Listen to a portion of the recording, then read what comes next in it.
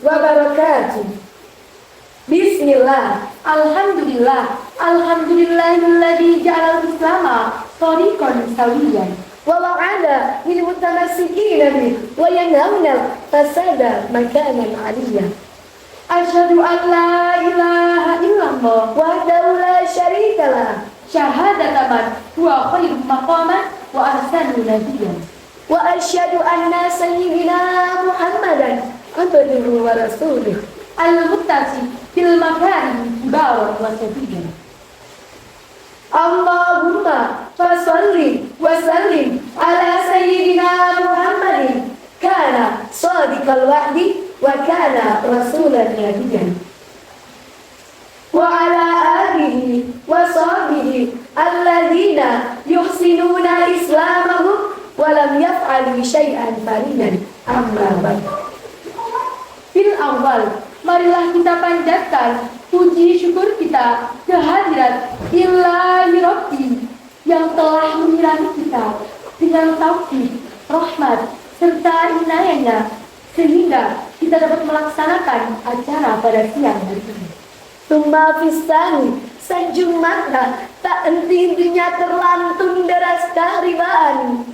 Nabi besar, Nabi mulia, Nabi akhir zaman, Nabi Muhammad Sallallahu Alaihi Wasallam yang telah memberikan kita bias-bias cahaya keimanan dan ketakwaan, yaitu ad-dinul Islam.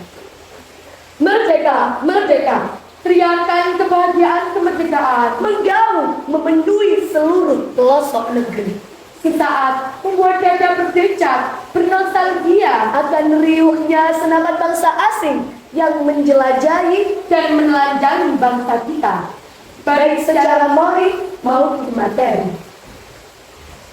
Maka, wahai para juri dan penonton yang dirahmati oleh Allah, perkenankanlah kami, Nailatul Sahila, Hafidhah Lailatul Sadiyah, akan memberikan sedikit ulasan tentang makna kemerdekaan dan semangat nasionalisme. Nikmat kemerdekaan adalah salah satu nikmat yang sangat luar biasa, dan tak semua negara dapat merasakan nikmat kemerdekaan seperti di negara kita tercinta. Kemerdekaan merupakan hak dasar bagi bangsa untuk merealisasikan pemerintah secara penuh tanpa adanya intervensi, paksaan maupun penjajahan dari pihak yang lain.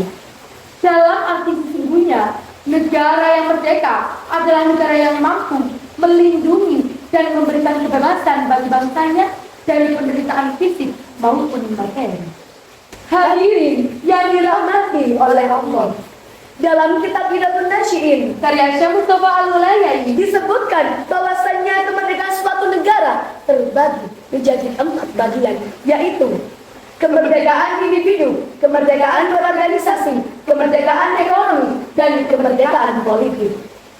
Suatu bangsa tidak mungkin berdiri kokoh tanpa adanya kemerdekaan atau kebebasan dalam 4 bidang di atas.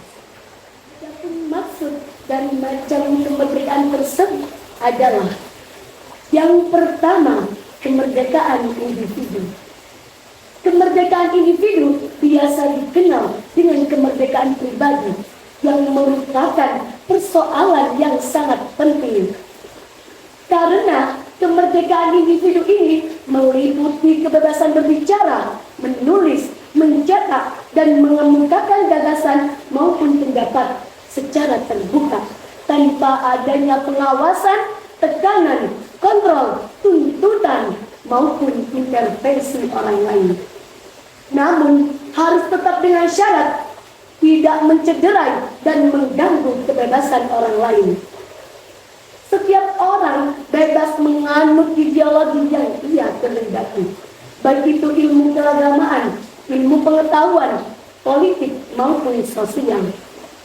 Sederhananya adalah kita sebagai individu bangsa Indonesia bebas melakukan apapun dan kapanpun asalkan tetap menjaga kebebasan orang lain sebagaimana ia menjaga kebebasan dirinya sendiri. Dalam hal ini sesuai dengan hadis Nabi Muhammad Sallallahu Alaihi Wasallam yang ayyuzazaha aninar wa yadkhulal jannah fawqa fihi maniyatu wa huwa yu'minu billahi wal yaumil akhir wal ya'ti ilan nas alladhi yuhibbu ayyukta ilai. Dalam hal ini bisa kita simpulkan bahwasannya kita harus mampu berbuat dan memperlakukan orang lain dengan baik sebagaimana kita mau diperlakukan orang dengan baik. Yang kedua, kemerdekaan berorganisasi. Kemerdekaan berorganisasi merupakan kemerdekaan bagi setiap golongan berhak dan memiliki kebebasan untuk mendirikan organisasi yang berbeda-beda usia. Baik organisasi yang bergerak dalam bidang keilmuan, kesusastraan, keagamaan, perindustrian, sosial maupun politik. Namun ingat, harus tetap sesuai dengan peraturan dan undang-undang yang telah digariskan oleh pemerintah Indonesia. Maka, sudah jelas bahwa yang duduk dalam organisasi tersebut harus orang-orang yang independen, berpengetahuan luas, jujur, baik pendapatnya, sehat akal dan pikirannya. Agar organisasi ini tidak membuatkan keputusan ataupun peraturan yang membelenggu kemerdekaan rakyat dan bertentangan dengan norma-norma sosial negara. Hal ini sesuai dengan apa yang termaktub dalam kitab Idatul Nasyid karya Syekh Mustafa Al-Ghalayai, yakni wala yakunur ra'isu ra'isan haqqan hatta tatawaffara fihi syurutur ri'asah minal aqli wal ilmi wa sihatil wijdani wal muru'ati wa syahamati wa taharatis sarirah wa husni sirah wal iram wal badril jannah. Maka benar adanya jika orang yang memimpin suatu organisasi harus memiliki sifat yang telah disebutkan oleh Syekh Mustafa Al-Ghalayai, yakni salah satunya adalah cerdas, berwawasan luas, dan mampu mengendalikan diri dengan baik. Yang ketiga, kemerdekaan ekonomi. Kemerdekaan ekonomi merupakan kebebasan rakyat dalam bidang materi. Maka rakyat harus diberikan ruang gerak dan kebebasan dalam bidang perdagangan, pertanian, pendirian pabrik, dan eksplorasi tambang untuk memanfaatkan sumber-sumber ekonomi yang terkandung dalam bumi. Negara kita ini kaya akan sumber daya alamnya, namun limit atau bisa dikatakan miskin dengan sumber daya manusia yang mampu mengelola kekayaan tersebut. Jikalau ada masih banyak manusia yang hanya mengutamakan nafsu individual maupun golongannya sendiri. Para penonton yang dirahmati oleh Allah, wahai kaum yang berstatus bangsa Indonesia, sadarkah kalian bahwa orang-orang asing berbondong-bondong datang ke negeri kita? Iya, negeri kita yang gemah riba lojinawi. Mereka datang menyewa dan bahkan membeli lahan-lahan kita dan melakukan eksplorasi tambang besar-besaran terhadap tanah-tanah kita. Bahkan mereka mampu menghasilkan miliaran emas dan perak. Sementara kita, rakyat dan bangsa Indonesia, masih saja tetap lalai, tidak peduli, bahkan bersenang-senang menuruti hawa nafsunya masing-masing. Tak jarang pula masih saja bertengkar dan bersengketa memutuskan tali persatuan. Oh, sungguh pilu dirasa. Marilah kita semua, wahai generasi bangsa, bangunlah, bangunlah dari tidur panjangmu. Bangunlah dari buhayan hawa nafsumu. Bangkitlah bersama dan saling menggenggam erat satu sama lain. Tunjukkanlah pada dunia bahwa generasi muda bangsa Indonesia kini sudah siap melanjutkan semangat patriotisme dan merealisasikan kemerdekaan bermakna bagi tanah airnya. Selanjutnya adalah poin yang terakhir, yakni kemerdekaan politik. Kemerdekaan politik merupakan kebebasan bagi setiap bangsa dengan sebebas-bebasnya menentukan kebijakan peraturan undang-undang tanpa ada ikatan dari pihak lain. Tiap masing-masing bangsa berhak dan memiliki kebebasan untuk melakukan perjanjian dengan bangsa manapun dan kapanpun tanpa adanya paksaan dari bangsa manapun. Kemerdekaan politik ini dapat terwujud dengan baik jika 3 kemerdekaan yang lainnya sudah terwujud, yakni kemerdekaan pribadi, kemerdekaan berorganisasi, dan kemerdekaan ekonomi.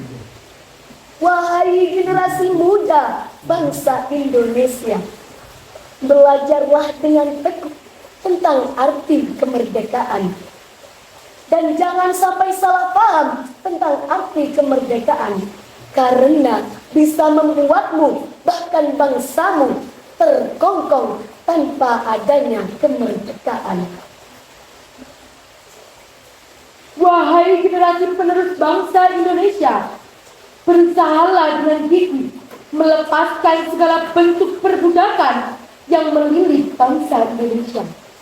Berusahalah dengan penuh semangat untuk melepaskan segala intervensi dari pihak lain yang hanya memberikan kepuasan serta nafsu komunitasnya. And then, closing statement from me is, setiap bangsa itu memiliki ajal. Dan ajal setiap bangsa itu adalah apabila bangsa itu telah kehilangan kemerdekaannya. Aqulu qauli hadza wa astaghfirullahal azim li wa lakum wa lisairil muslimin fastaghfiruhu innahu huwal ghafurur rahim. Wassalamualaikum warahmatullahi wabarakatuh.